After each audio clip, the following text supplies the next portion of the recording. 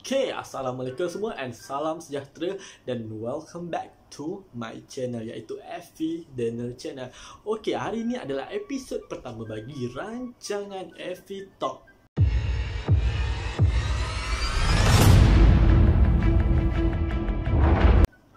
FV Talk ni akan menceritakan atau mengisahkan ataupun memberi pandangan ataupun memberi pendapat atau memberi cadangan.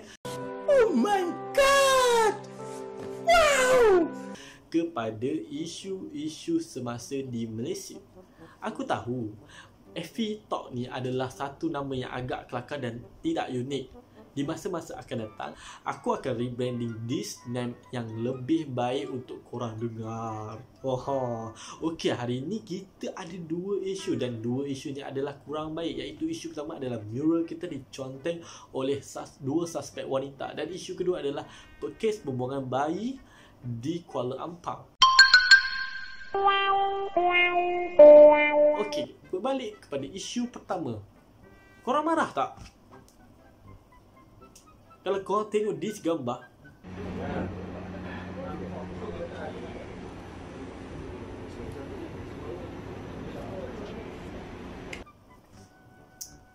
sombong amat. apa perasaan korang? Secara jujurnya bagi aku amat marah dengan tindakan ni. Ini pandangan aku cakap sekali ni pandangan aku. Pandangan aku ini berbalik kepada pandangan politik. Sekiranya kalau kau ataupun suspek tersebut tidak menyokong kepada parti ataupun kepada kepimpinan beliau, tapi kita ada solution ataupun kita ada tempat lain untuk kita memberi pendapat kita. Sebagai contoh di sini, apa yang aku buat ni. Itu contoh salah satu. Tapi tak perlu sampai nak buat begitu, sampai kita nak conteng muka Agong, conteng muka menteri kita dengan perkataan kesat iaitu babi. Yang buat tu adalah babi.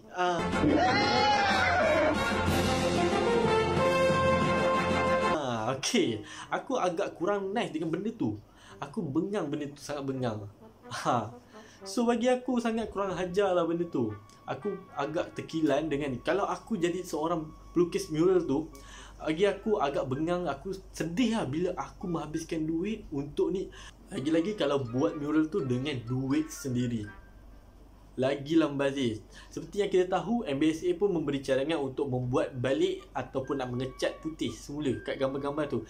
Tapi pelukis mural tu memberi pendapat beliau iaitu dia suruh cat putih je. Sebab kalau dia kembalikan kepada orang kata memperbaiki lukisan mural tu, dia akan tahu kejadian ni akan berbalik lagi.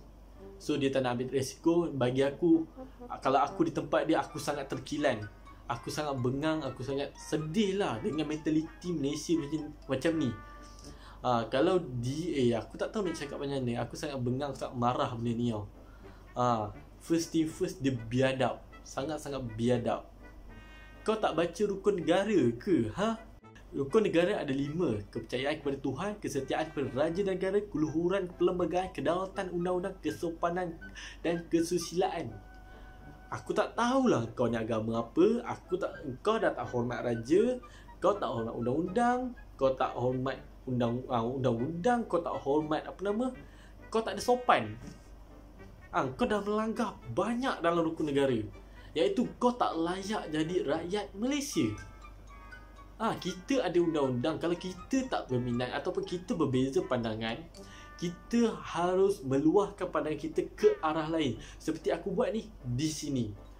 Itulah caranya. Tapi bukan dengan cara macam tu, menyebabkan itu menyusahkan orang lain. Contohnya menyusahkan pelukis mural tersebut. Dia agak sedih lah. Bagi aku, kalau aku di tempat dia, aku sedih lah. Sebab aku pun ada kawan-kawan yang nak melukis mural. Bengang aku. Bengang. Aku bengang dulu dengan dia tu. Serius, sebenarnya aku bengang teruk sebab ada satu macam assist for the mural tu kawan aku, dan aku macam bila dia update cerita kat WhatsApp, aku rasa macam sedih lah benda ni kan. Kau tak menghargai jasa menteri, kau tak menghargai yang melukis, kau tak layak aja orang Malaysia.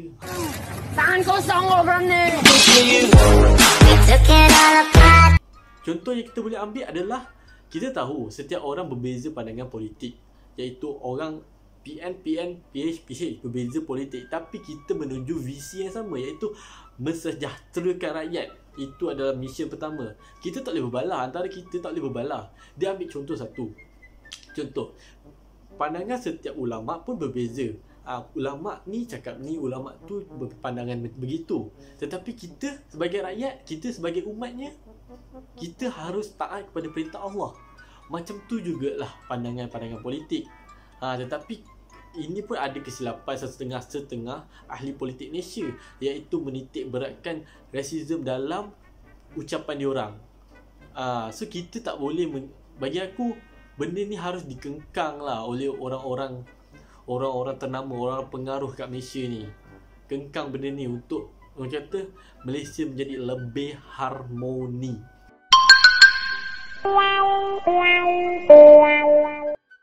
Kita teruskan kepada isu kedua, iaitu isu pembuangan bayi yang hidup di Kuala Ampang. Benda ni pun isu berat dan ibu bapa haruslah menitik berat mengenai dan haruslah mengambil tahu mengenai ini.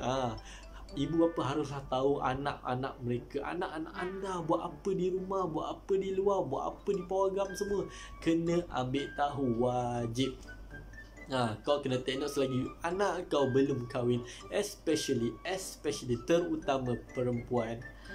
Dia ada batas yang lebih tinggi. Kita tahu perempuan ni insan yang lemah, tetapi korang sebagai perempuan yang menonton ni perempuan, haruslah sedar, okey? Kita ni perempuan, kita ada martabat kita, kita harus sedar ruang kita. Kita nak bercinta pun ada hadnya, ada limitnya. Macam tu. Janganlah dah terlanjur, dah terkadar, penat lah macam tu. Kau mengandung, laki kau hilang, tak best lah macam tu.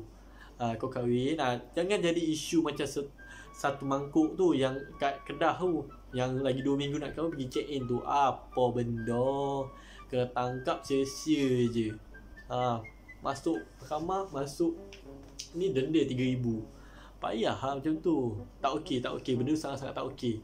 Kita sebagai rakyat tempatan ataupun especially umat Islam harus sedar ruang, haruslah sekiranya kita nampak perkara mungkar, haruslah kita tegur dan kita tegak. Sekiranya kita tak boleh nak tegur, korang unfollow lah. Contohlah Sajat, korang unfollow lah dia biar dia tidak meraih populariti. Itu contoh.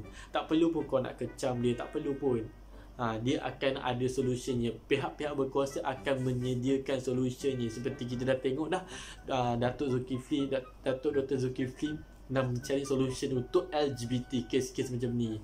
Kita haruslah open minded, janganlah kita menjadi close minded. Macam itulah maksud aku. Dan itu saja daripada aku. Kalau korang minat dengan konten ni, jangan lupa tekan button like and subscribe to support me to make another video.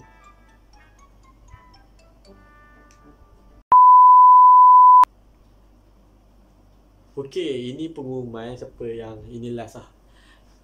Aku nak beritahu, bukan nak beritahu lah, aku nak cakap mengenai ada satu isu. Aku dapat satu DM. It's not satu DM, 2 DM. Aku macam kadang-kadang sedih lah benda ni. Sangat sedih sebenarnya.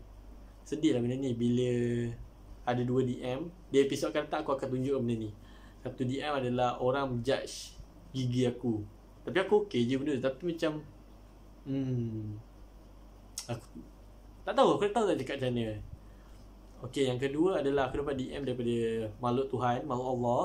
Cakap, alah, kau ni budak UiTM je, tak payahlah nak acah-acah cakap English. Gang, I'm trying to speak English, okay? Aku still learning untuk English, kan? Janganlah judge aku macam tu. Aku sedih lah macam tu. Tak apa, benda ni aku will talk to next episode. Dan kalau korang untuk aku teruskan this cacian untuk episod akan datang, bubur komen korang.